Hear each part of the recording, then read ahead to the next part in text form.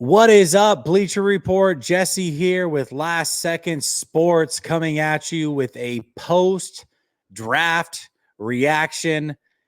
And if you are anything like me, you are looking at this thing and saying, what a marathon we just went through. I streamed the whole thing live all 3 days. It was an absolute blast. And watching the 49ers pick at pick 11 and going through that process this year is not a position that we're used to. We are used to the 49ers being much later in the draft and trying to get players to help them make a push for a Super Bowl. This draft was much different. This draft felt more like a 2017, 2018, even 2019 draft where you believe that these guys that are being drafted can be big time difference makers right away.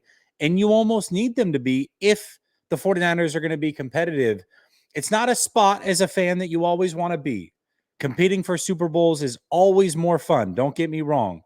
But in the offseason, drafting higher is objectively more fun, right?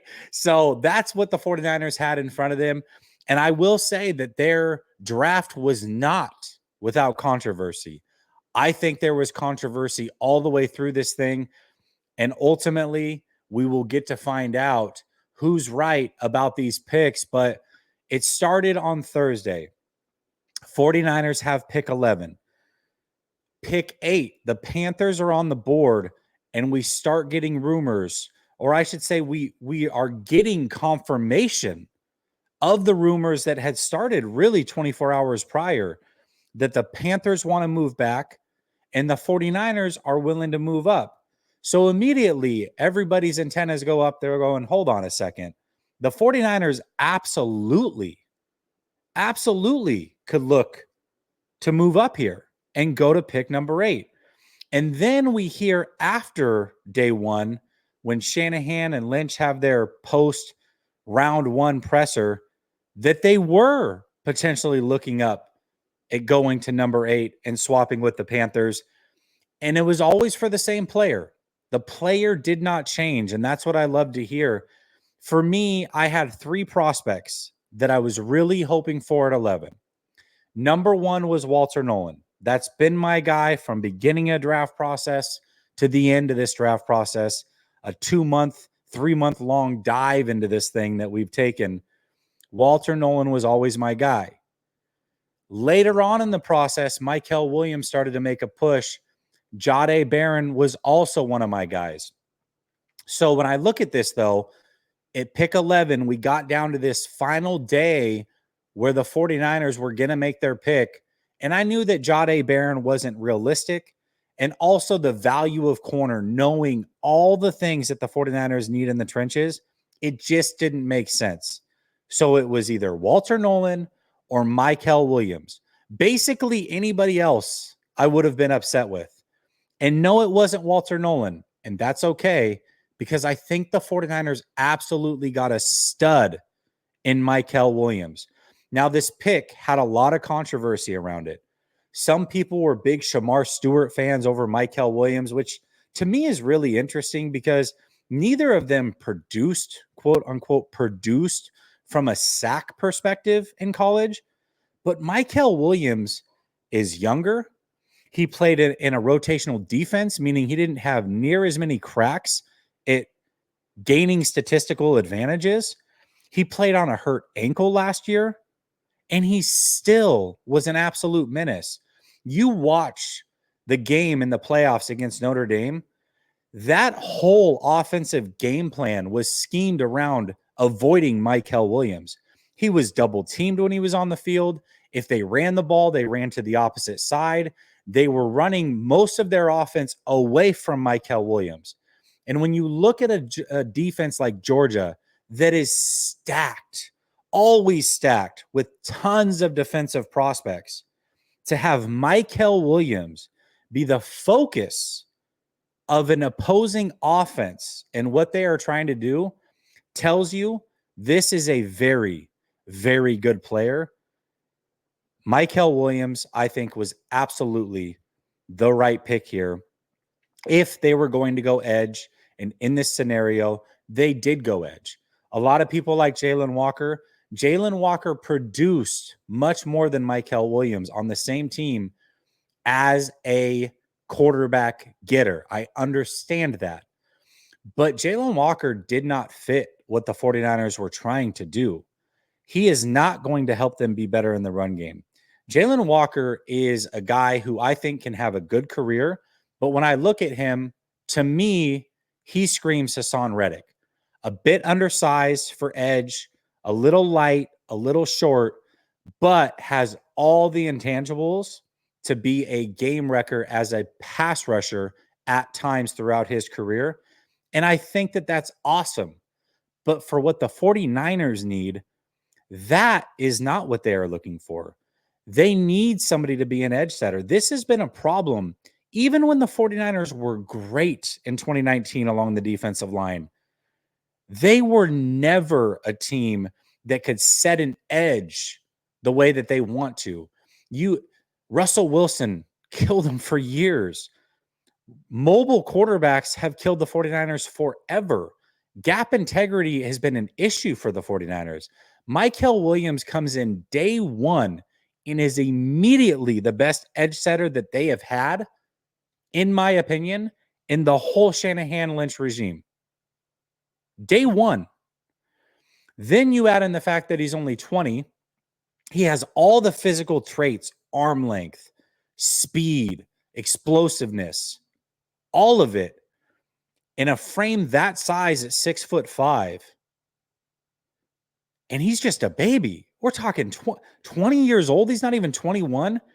275 pounds is not out of the realm of possibility when he's done growing. 280 and carrying it functionally. This is not bad weight he'll be carrying. He's about 265 now. But when he fills out and he's 25 years old, don't be shocked if he's 280 and is refined as pass rushing. This pick right here, I think, has almost zero chance. Nobody's zero chance. We don't know about injury, whatever. This is about as close to a pick as you could make to having almost a 0% chance of being a bust as possible, because at the very worst case scenario, Mykel Williams will be an elite run defender throughout his whole career.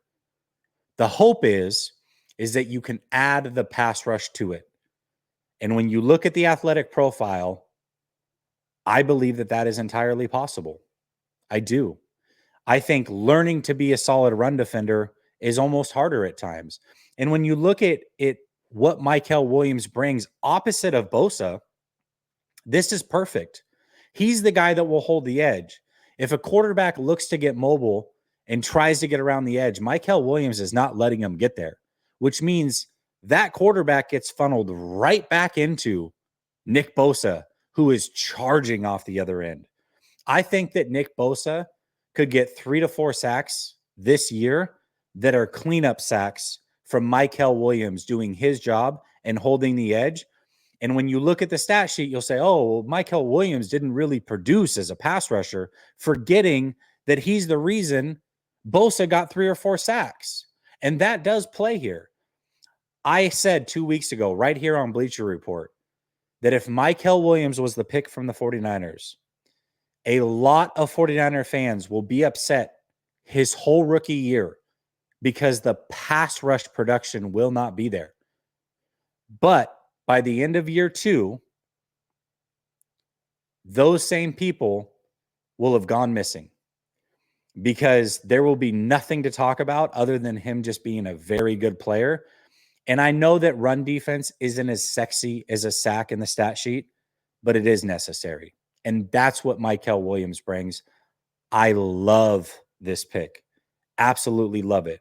The only pick that I would have been more excited about was at a different position anyways. So I love this pick. I'm extremely happy about this pick. I wish Walter Nolan the best, but not too good, right? He's in the division, unfortunately. But if they were going to go edge, Mykel Williams was my guy. Very, very happy with this pick. And I know that it's controversial for some. I do. I understand that. And I understand why. But this team, this run defense is going to be so much better because Mykel Williams is a part of it. That's why I like this pick. And then lastly, on Mykel Williams, before we move to pick number 2 for the 49ers and Alfred Collins, I see Mykel Williams on third downs moving to the interior of the defensive line and turning into a pass rusher up the middle. And I think that's where he will be more effective early on in his career. Downs 1 and 2, he'll be your edge setter, your run defender on the edge. And then down 3, he'll kick to the inside a lot and push the pocket from the center and allow guys like Nick Bosa to eat. So that's what I see from Mykel Williams. I would say by the end of year 2, we're looking at a player who has upped his pass rush game and is an 8 to 12 sack a year guy every year. If he's an 8 sack a year guy, let's just say year 2 on, he gets 8 sacks. He'll peak at 12, but he's consistently getting you those 8 sacks, and he's an elite run defender. This is a home run pick. I'm excited about this pick. I love it. Speaking of run defense, another controversial pick. And this is kind of the theme for the 49ers. And I think it is for all fan bases. You know, what's interesting is I was watching some content from Buffalo Bills Mafia, and their team traded up in front of the Niners and drafted TJ Sanders, who I know a lot of people really wanted for the 49ers. And the 49ers ended up getting Alfred Collins. But when you listen to 49er fans, they're kind of disappointed with this pick for the same reason that they're disappointed with the Mykel Williams pick, which is they want a more complete player. They want somebody that can get after the passer. Well, Bills fans are mad that they got TJ Sanders, who isn't a 2-gap eat and run defender, and they wanted Alfred Collins. So look at that dichotomy. Bottom line is the 49ers did get Alfred Collins. The Bills did get TJ Sanders. So who is Alfred Collins, and what are you getting? Well, much like Mykel Williams, good luck running the football. So when you add Alfred Collins to Mykel Williams and a pick later in CJ West that we will get to, this team immediately went from one of the worst run defenses to one of the better ones. And I get it. Statistically, you can go back and look at last year and be like, oh, the run defense wasn't that bad and average yards per. No, when you watch those 49ers games, you know as well as I do, the run defense was an absolute problem. They didn't have anybody up the middle that they could rely on to consistently stop the run. It put Fred Warner in a lot of disadvantages when he can't go do what he does best. And it wasn't until Dre Greenlaw was there for about a game where it looked somewhat competent again. But you want to stop it before it gets to the linebackers. You don't want to have to rely on your linebackers to be the reason your run defense is good. You want it to help. You want it to complement. But those guys up front have got to do their job. And that is something the 49ers were missing last year. That is no longer the case. Between Mykel Williams, Alfred Collins, CJ West, good luck running the football. Alfred Collins, also 7 batted down passes last year with Texas. No, that's not a sack, but that does play on third downs. You bat a pass down, that's just as good as a sack. That ends a drive. 7 of them last year. That was fifth on the team in PBUs at Texas. A non-corner, a defensive tackle was 5th on the team in PBUs. That's crazy. That is crazy. Long arms, big body guy who's an absolute game wrecker in the run game. 2-gap eater. He's almost immovable by really, really good teams. You got to remember, Texas is in the elite of the elite conferences, playing the elite of the elite teams.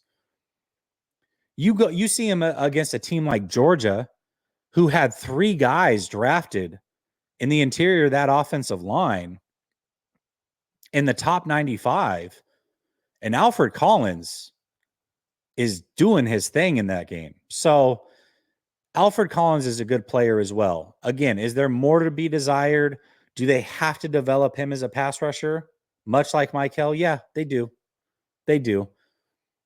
But for what the 49ers need, again, I liked this pick. This pick here, when we talk about big board, was about a 21 pick reach on the big board.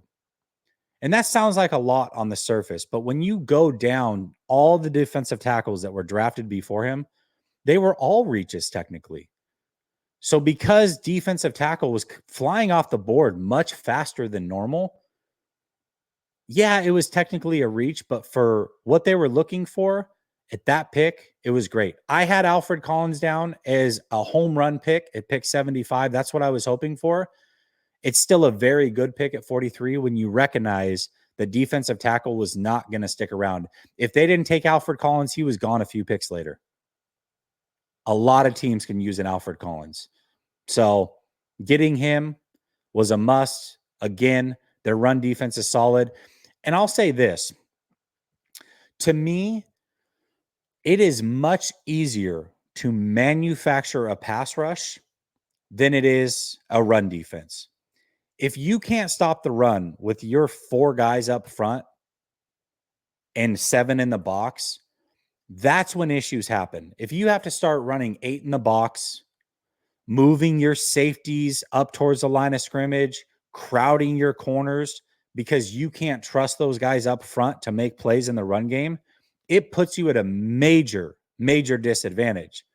What stopping the run allows them to do is first and second down, you get those short yardage gains. You're consistently putting teams in 3rd and 6, 3rd and 7, 3rd and 8 longer. Now what you can do is you can manufacture a pass rush. You know, as a defensive coordinator, and by the way, the 49ers do have one of the better defensive coordinators now, and Robert Saleh coming back. You know, as a defensive coordinator, this team's now in 3rd and long. I can simulate pressure. I can send that 5th pass rusher. I can show a blitz and back everybody out. If I send 5 or 6, that's going to force the quarterback to have to check the ball down short of the sticks, and we're getting off this field anyways. So stopping the run is the key to helping the pass.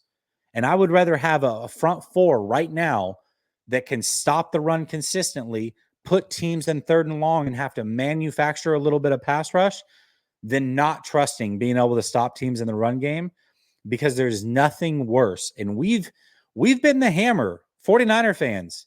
We have been the hammer here. Imagine how demoralizing it is for other teams when the 49ers were at their peak going to these Super Bowls and NFC championship games.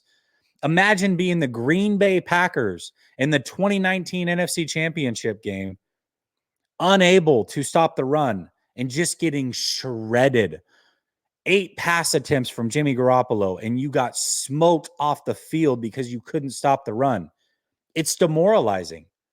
Vice versa, though, if you can't run the ball as an offense, it's also very demoralizing. And that's what the 49ers have put together here on defense. Absolutely love what they did up front. Fantastic job. Kudos to the 49ers here.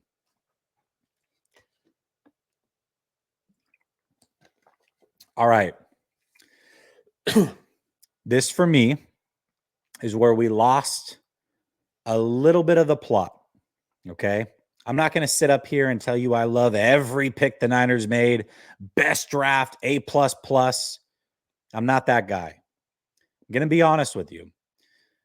Nick Martin was the next pick.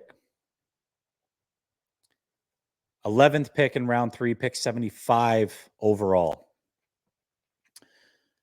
Linebacker out of Oklahoma State. Now, what I like about Nick Martin is the athletic profile matches up very similarly to Dre Greenlaw, who the 49ers lost this offseason. And we know that Robert Saleh desperately wanted Dre Greenlaw to be back with this team.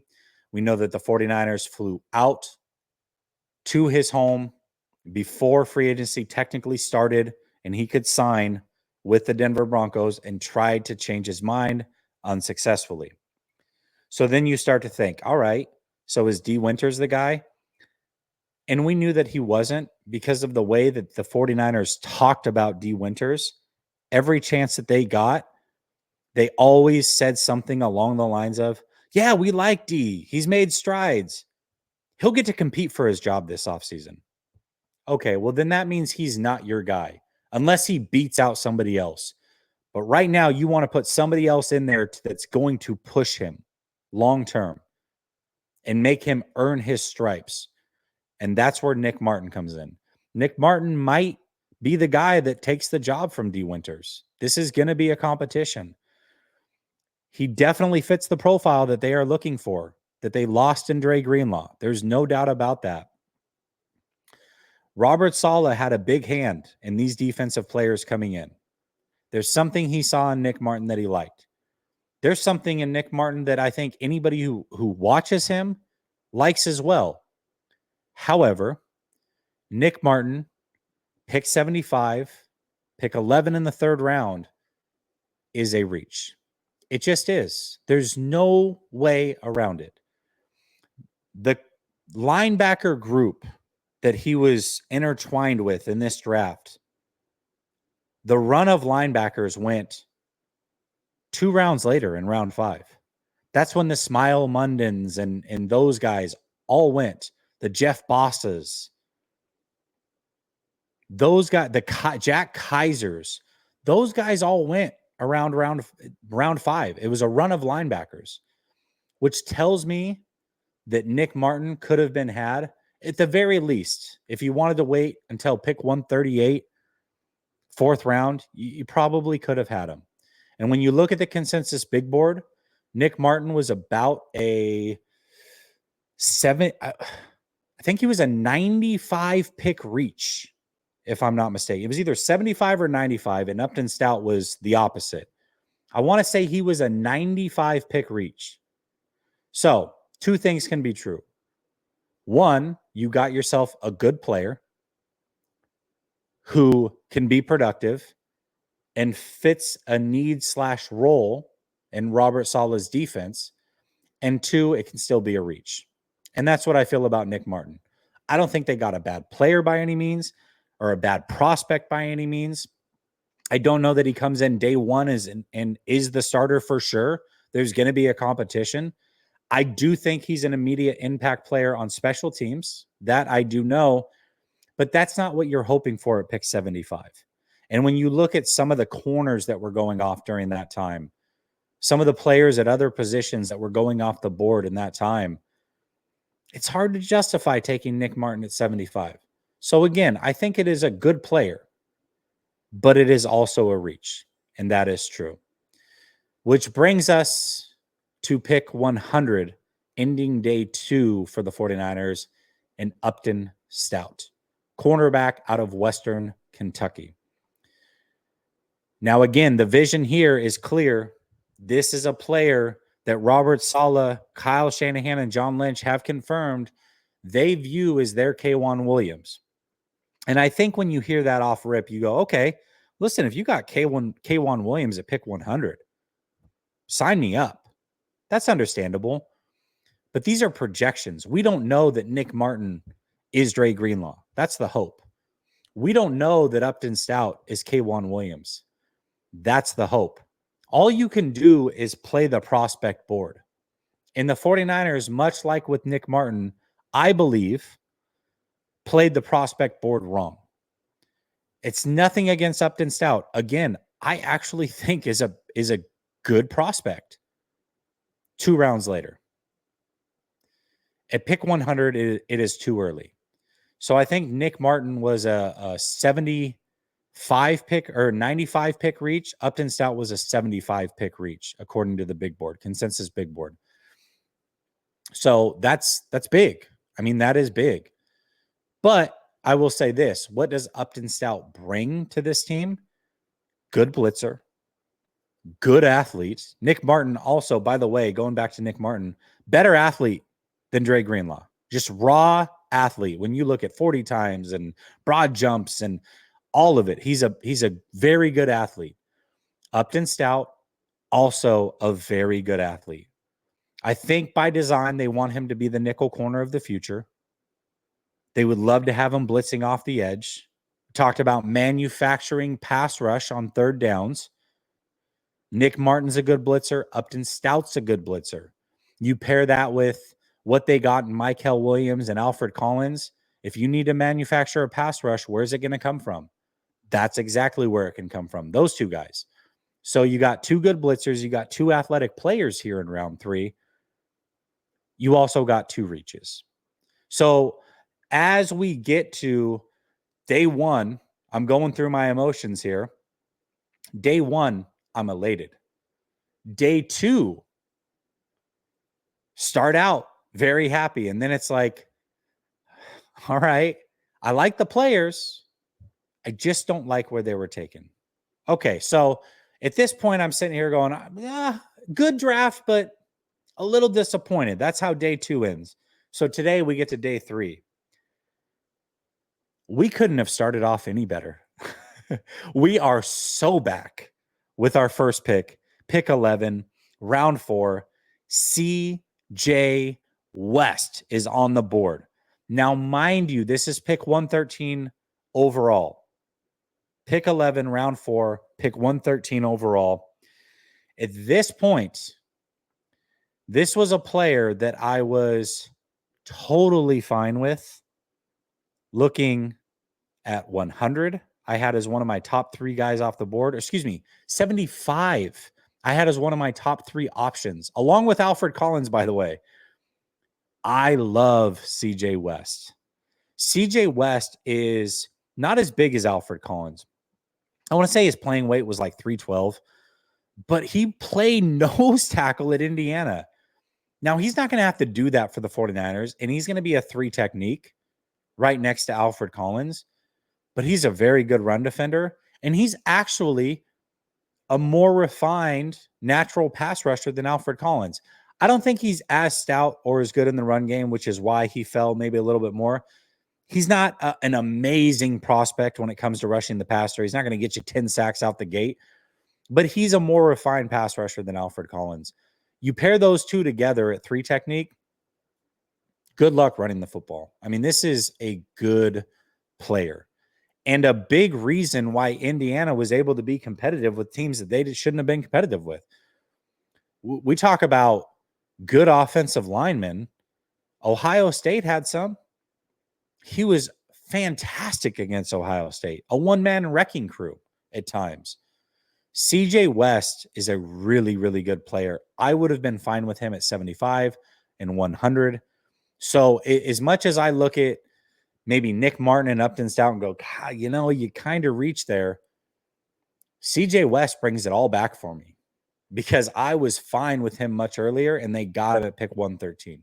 So for me, CJ West, home run pick, and that right there rounds out those 3 guys in the trenches up front, the revamping of your defensive line that needed to happen through this draft. Teams are not going to be able to run the football on the 49ers without really working at it. This was fantastic. This was fantastic. Okay, so I'm feeling good. Pick 113 rolls in. We got another pick in round 4. Feeling myself a little bit. I'm excited. I've put the past behind me. And then comes pick 138. And now the Robert Saleh picks are starting to go away and we're flipping to the offense. And we're going to go on a little bit of a run here, a 2-pick run where we go offense. We're going to go on a run really to end this draft where we go 5 out of our final 6 picks are on the offense because we got some making up to do now. And this is where Jordan Watkins comes off the board from Ole Miss. Speedy player. Speedy player. There's a skill set he brings to this team.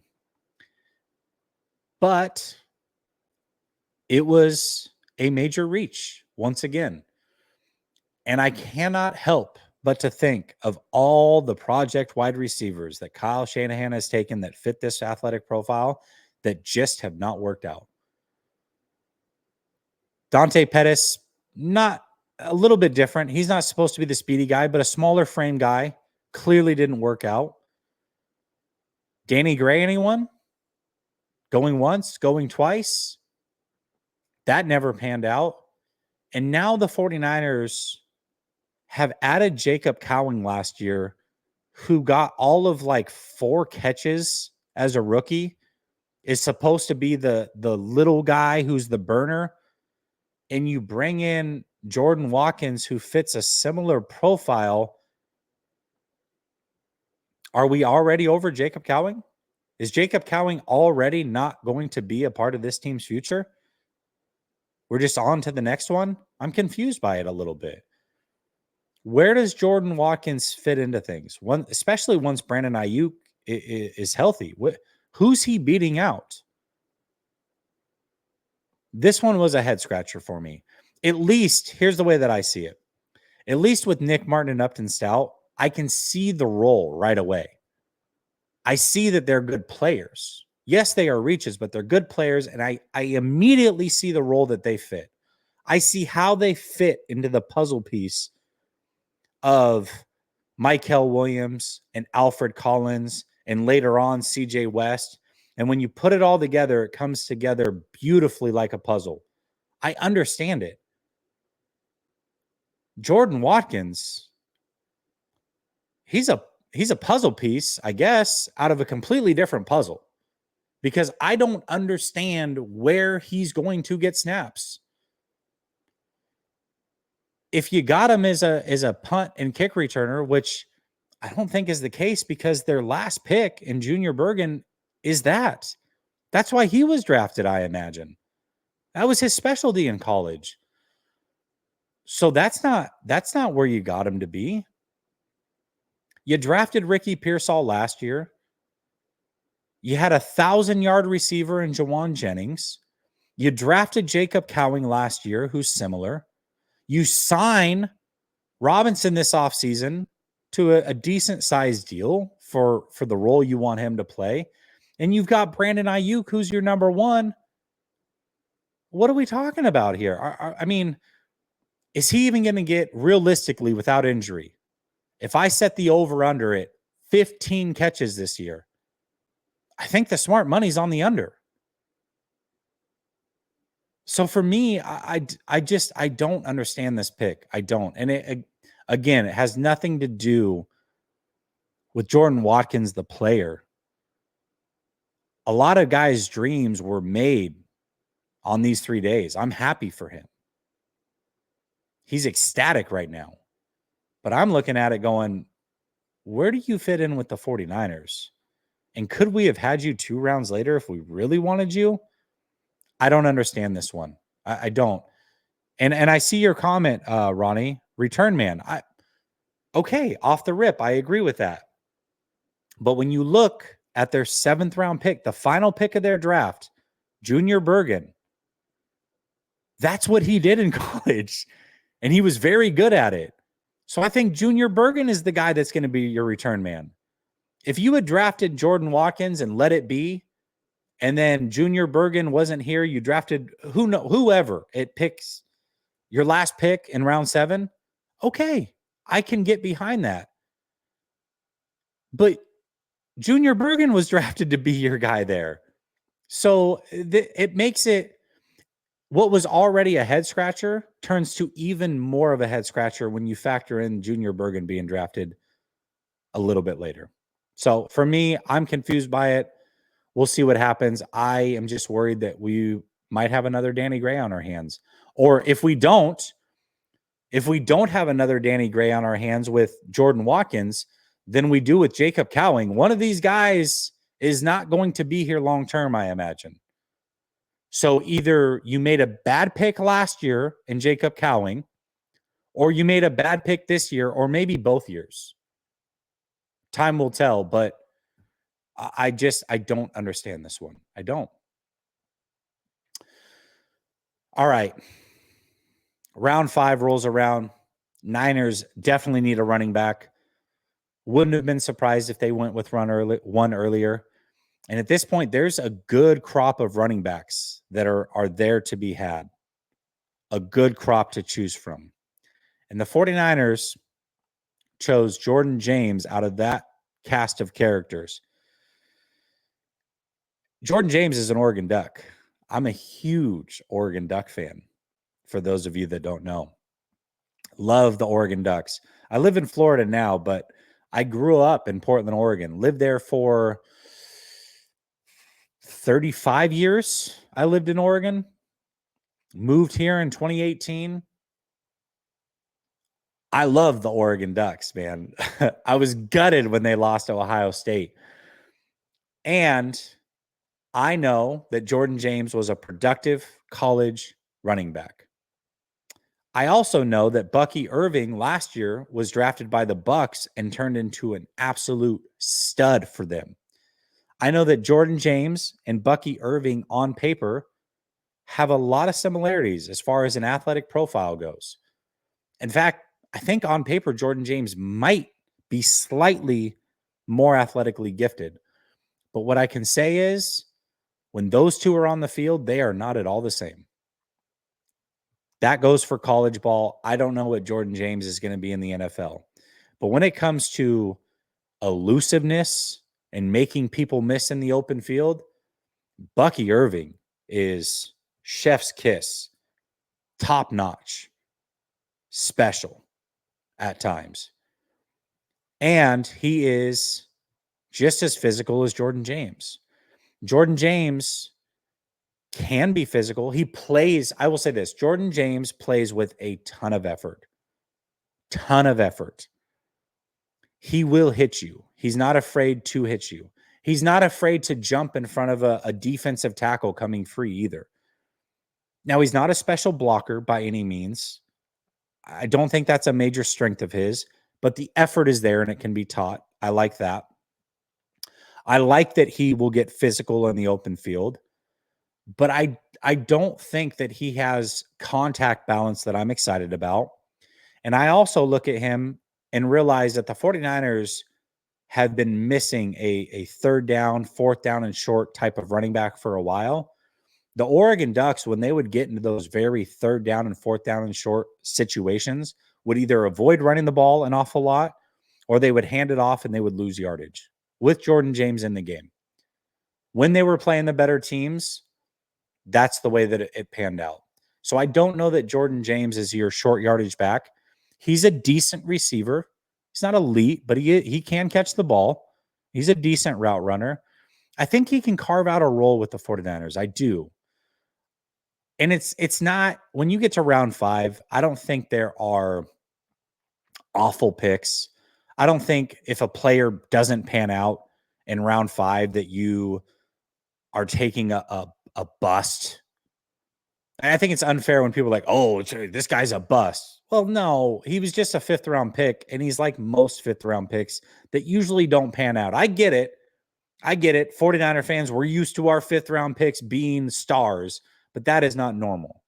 So if Jordan James doesn't ever carve out a serious role with this team, it's not that big of a deal that you spend a 5th round pick on him.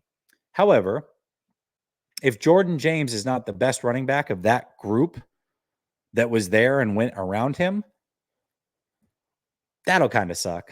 And I will say, as much as I love the Oregon Ducks and I'm rooting for Jordan James, I feel like there were better running back prospects there. I'm not going to kill the 49ers for this one. If that's their guy, then that's their guy. And they did need a running back. So not my favorite pick, but I'm not crushing the pick. I had other guys that I would prefer at that position. That's okay. Okay. Pick number 24, round 5. Marquis Siegel, Kansas State safety. Now, I got to be honest. I had not watched film on him at all. However, I do have people that I was streaming with that I trust a lot. They were calling for him to be picked multiple times. This was their go-to safety that they loved as a later round pick. So, with that being said, I have to defer to them, and I trust their eye. They love this pick. And in round 5, to love a pick, absolutely love a pick in round 5, you might have gotten something. What I will say is, did a little read up on him, turned him on for like maybe 10 minutes, pulled up a little bit of all 22 on him. I like what I saw. I'm very early in the process of watching him, so it's not like I have this robust breakdown of who he is and who he's not. But what I do think is is that him and Malik Mustafa can be a tandem. I also think, much like Malik Mustafa, he is a violent football player. A violent football player. Him and Malik bring the boom, which is definitely welcomed on this team. But unlike Malik, who is probably just better suited, always going downhill, he can actually be your free safety, which means they can play together. He's rangier than Malik Mustafa. I don't think he's as violent as Malik Mustafa, but you can't be both. You can't expect both. You're either a free safety or you're a strong safety. You can't be both. As much as I know that a solid system would love to interchange these guys, I don't think that's the case. I think this is probably your roamer here. And I wouldn't be surprised if by midseason he's your starter opposite of Malik Mustafa. I wouldn't.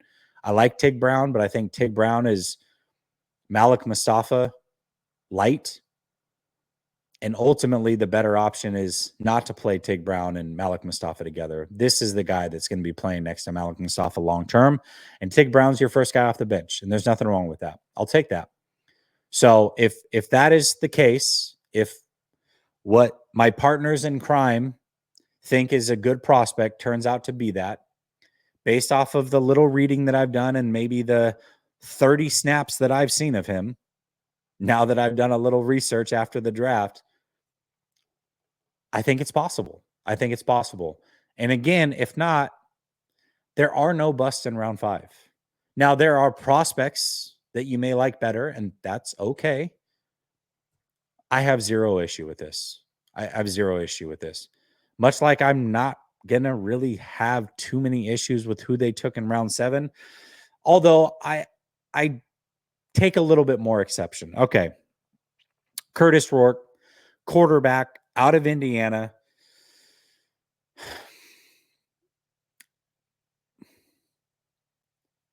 The 49ers took Mordecai last year, or added him to the roster last year, I should say. They've signed Mac Jones to be their backup quarterback for the next 2 years. Brock Purdy is their franchise guy. Did you really need a fourth quarterback that's probably not going to make this roster? Nonetheless, a guy who spent 6 years in college, had a knee injury, and has a weak arm. Was that necessary? Especially when you yet have not taken an offensive lineman at this point in the draft. I saw a quote from John Lynch in his post-draft presser saying, we wanted to go offensive line earlier, but things just didn't fall right for us, and we didn't want to take any reaches. We didn't want to get out of position. But this is a team that I said in round 3 took a 95 spot and a 75 spot reach, according to the big board, took another like 105 spot reach in Jordan Watkins, and then takes a fourth quarterback in round 7 with their first pick there.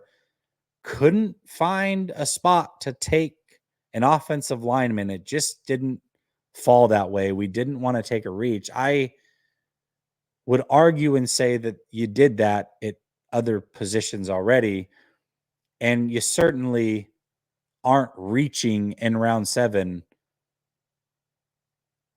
if you take an offensive lineman over a fourth quarterback that probably doesn't make this team. I don't understand it. Again, it's round 7. I'm not going to quibble too much, but that's the way that I feel about it. Luckily, they do take an offensive lineman next in Connor Colby, who comes from a run-heavy Iowa defense. I don't know a ton about him. Again, not a player that I watched a ton of. Did a little read up. I haven't even turned on film with him. It's hard for me to get excited about 7th round offensive linemen or undrafted offensive linemen when it is such an area of need for the 49ers. They needed offensive linemen in this draft, much more than they needed a Jordan Watkins. I'll tell you that. So guys that were out there that I certainly liked, Luke Kandra, Jake Majors, those guys didn't get drafted either. And even if the 49ers had taken them in round 7, as much as I liked them, it's hard to get excited about an offensive lineman in round 7 that the whole league has told you is a 7th round pick or a UDFA guy. So for me, too little, too late. Too little, too late. And the 49ers often do this where they don't go offensive linemen early and often. And so they try to it's like they've got an exam, a college exam tomorrow. They should have been studying for 2 weeks. They've had the information available. But instead, they drank a bunch of energy drinks, stay up all night, and have a cram session of offensive linemen in round 7 and UDFAs, and then sell you on the fact that they've done such a great job. And then those guys don't make the team or don't play significant snaps ever. You look at the 49ers offensive line last year at the guard positions. Who started? Aaron Banks. Where was he drafted? Dom Pooney. Where was he drafted? It's not a surprise in the NFL that when you take guys in round 2 and round 3, that they consistently beat out guys who are undrafted or 7th round picks. This is normal. It's expected. But when you don't have a choice now, but to have guys starting for you that are UDFA guys and undrafted picks, or scrap heap guys that sat on another roster for 4 years buried that you think you can turn into something special, or a guy in Ben Barch who played 1 game for you at left guard in the snow and looked decent and then got injured. That's what you're relying on to protect your franchise quarterback? I don't understand it.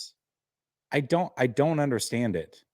So to me, offensive lineman round 7, I hope he turns out to be great. I hope that I'm wrong and you can come back to this stream in 2 years and laugh, and I'll take it.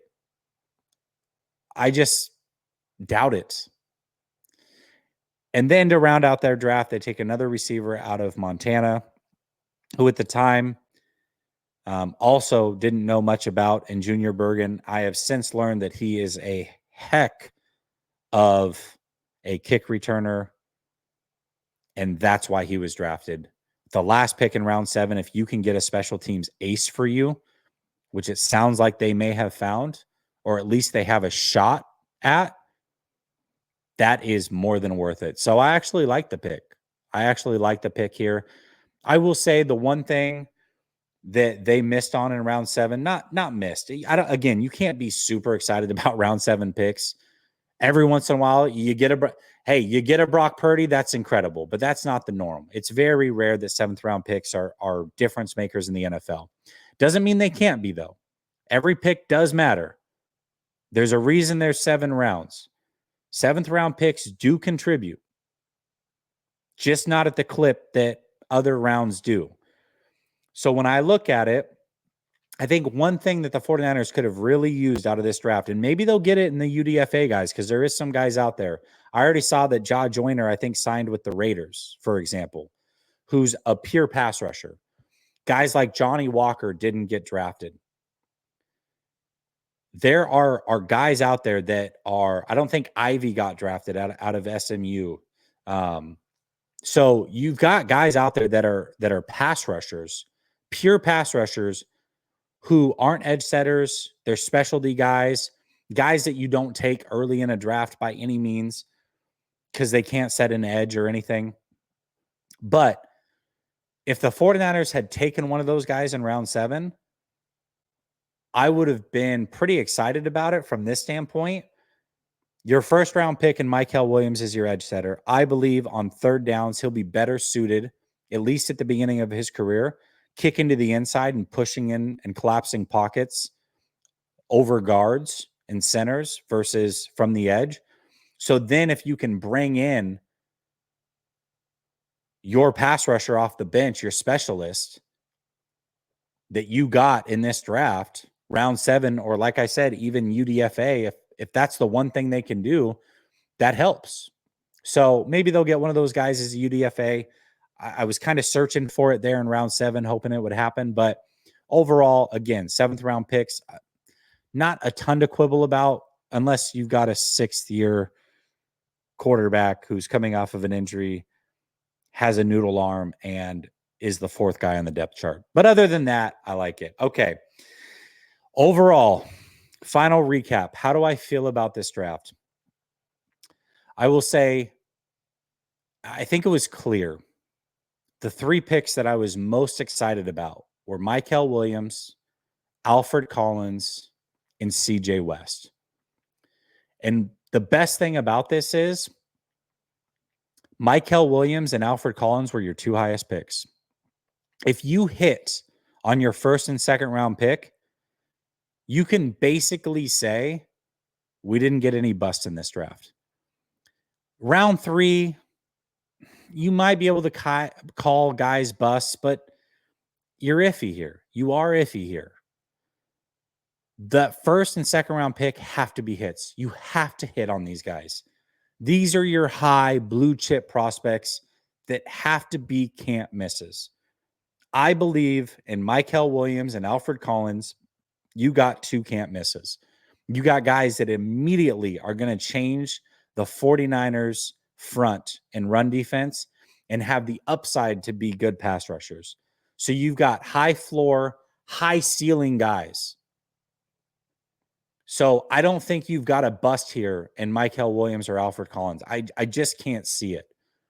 And so for that reason, I love that. Your 2 first picks, I believe you hit on. Now, you get into the next 2 picks, couple reaches, good players, but a couple reaches. And then you get CJ West, who I absolutely love, would have been fine with from pick 75 on. And you get him at 113. You hit a home run there as well. You pair him with Alfred Collins and Mykel Williams. I believe you have just revamped your whole defensive line, at least starter-wise. Maybe depth-wise, they could use a little bit more, but starter-wise, you've revamped this thing in 1 draft, and that is not easy to do. I believe that they have done that. And I will also say that the 49ers have had a clear direction this offseason.